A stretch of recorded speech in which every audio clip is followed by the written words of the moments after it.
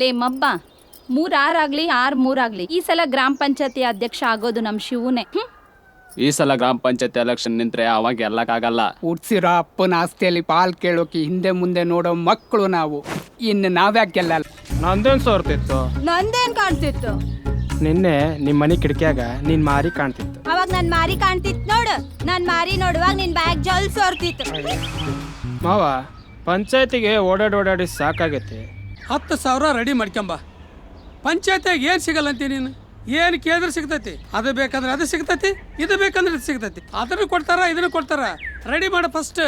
ಅಲ್ಲಲ್ಲಿ ನಮ್ ಡಾಕ್ಯುಮೆಂಟ್ಸ್ ನಮಗ್ ಕೊಡಕ್ಕೆ ಆ ಪಂಚಾಯತಿ ಅವರು ಲಂಚ ಕೇಳ್ತಾವ್ರಲ್ಲೋ. ಕೊಡ್ಬೇಕ್ಲೆ. ಅವರಲ್ಲೇನೋ ಅವ್ರ ಅಪ್ಪ ಕೊಟ್ಟಾರ ಅನ್ಕೊಂಡಿ ಏನು? ನಿಮ್ಮ ಅಪ್ಪ ಕೊಟ್ಟಿರೋರು. ಅಪ್ಪ ಕೊಟ್ಟಿರೋರು ಯಾರು ಲಂಚ ತಗೊಳಲ್ಲ. ಅಧ್ಯಕ್ಷರೇ, ಜಾಗ ತಗೊಂಡು 8 ತಿಂಗಳಾಯ್ತು.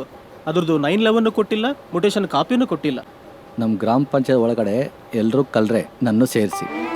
ಪ್ರೀತಿ ಮಾಡಿದ್ರೆ ಗುದ್ದಡ ತರ ಇರಬಾರ್ದು, ಕೋಡಿ ಮುದ್ದಡ ತರ ಇರಬೇಕು. ನಾ ಕೋಡಿ ಅಲ್ಲ, ನೀ ಗುದ್ದಾಡ್ದಾಗ ಪ್ರೀತಿ ಹುಟ್ಟೋದು. ಯಾವ ಆಟನಾದ್ರೂ ಆಡ್ರಪ್ಪ, ಮಕ್ಕಳಾಟ ಮಾತ್ರ ಆಡ್ಬೇಡ್ರಿ.